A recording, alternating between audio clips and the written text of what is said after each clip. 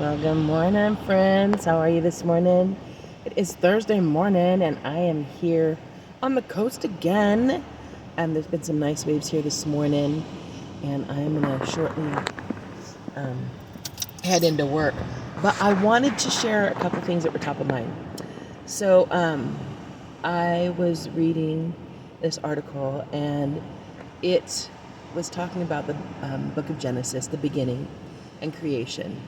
And I feel like it's kind of like when I heard it, it stirred up some things that I recently had a conversation about, and then last night had another little conversation about, in the sense of sometimes the perspective, even throughout scriptures, that people had of the Lord were either changed when they encountered Him, or they really had believed a lie. And so in believing a lie, they had a misunderstanding of the goodness and the kindness of the Lord. And so they lost out on experiencing that. So so in Genesis, right, when there's the fall, in that story, they are they are used to encountering and living in and with the presence of God. And then one morning, as they get up, they go in the cool of the day, they walk, they talk, they have their time, and they enjoy the presence, right, in communion. So one morning they get up and things are different.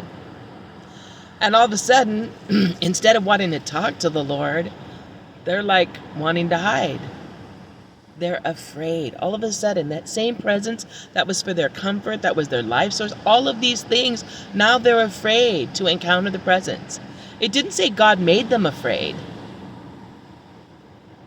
So that's a thought in itself that we need to kind of think about.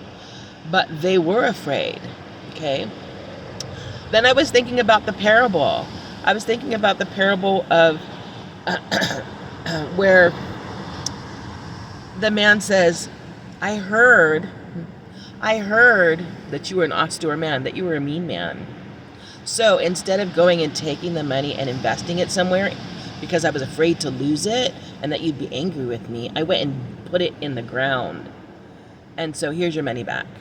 And his whole thing is he gave it to him to steward. He gave it to him so that when he came back, it would reproduce and be fruitful.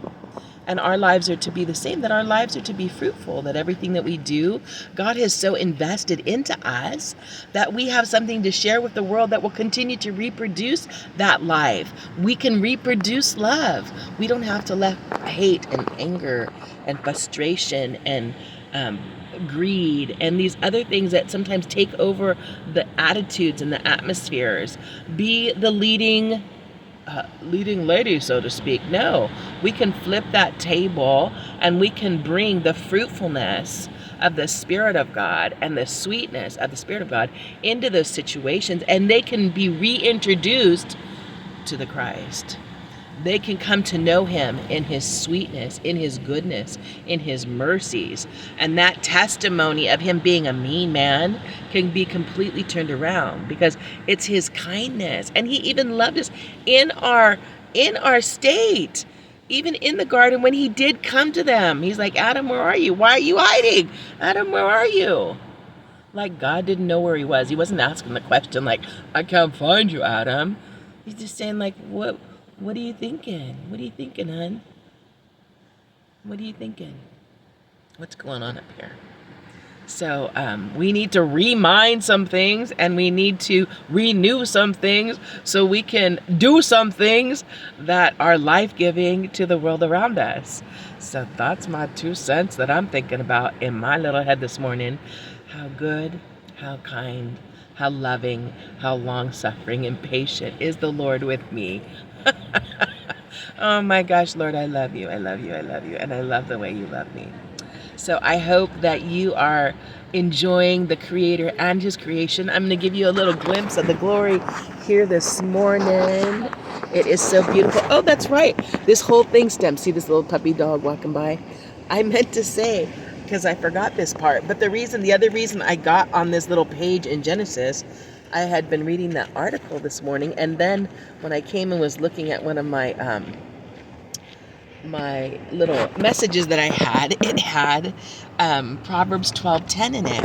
And Proverbs 12:10, I'm looking at the dog and I'm reminded, but it talks about how a righteous man, he is kind and cares for the well-being of his animals.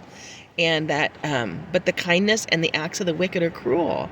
So yesterday I saw a guy, and he had a little dog, and the dog was old. He had a younger dog, and then he had an older dog, and the older dog was moving, but a little slower. And he had no patience with it, and he was kicking it, like kicking it along. He'd walk and then kick it along, and then he'd walk and he'd kick it along. And when I saw it, I was like, oh, it's so cruel. It's like, Lord, help us to have mercy and patience. And I think about even how we do that even with our elders. We throw them in convalescent homes, and believe me, I've visited convalescent homes for a long time, and I saw all kinds of stuff. And so I was just thinking about the difference. And I see people who love their dogs like they're their kids. They dress them and get them treats and buy them clothes. It's like it's a dog. And I don't know if that's a kindness or overboard, but it's just the extremes I was looking at and the contrast.